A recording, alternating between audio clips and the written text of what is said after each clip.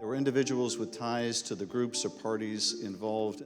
So Rusty Bowers, the Republican Speaker of the Arizona House, came and testified. Again, these are some of the unsung heroes of American democracy, the people Americans might not know about, but they certainly knew about them after the January 6th hearing.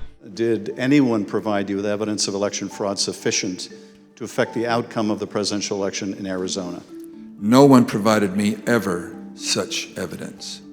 What Rusty Bowers testified to the committee about, what he called incessant and continuous pressure campaign by Trump to get him to call a special session for the Arizona legislature in order to challenge the results that showed very clearly and accurately that Joe Biden was the winner of the election in that state.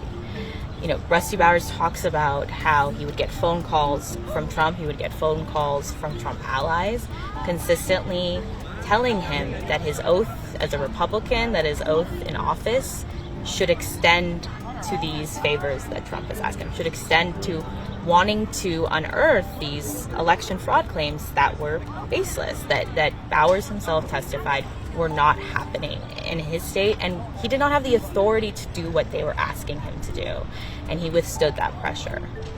On more than one occasion throughout all this, that has been brought up, and it is a tenet of my faith that the Constitution is divinely inspired of my most basic foundational beliefs.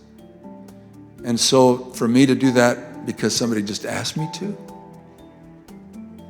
is foreign to my very being. I will not do it. And when he was talking about his belief in the Constitution and God and then being asked to perpetrate this lie, he visibly choked up. And I felt like that was really meaningful to see a person of such great Christian faith talk about his beliefs and how he just couldn't go along with it. It would be an antithesis to everything he believes in. I thought that was also a really impactful moment. And it just really brought home how close we were to losing our democracy. If all of these people hadn't stood up for what they knew was right, then we could be in a vastly different America today. The presidential election in Arizona.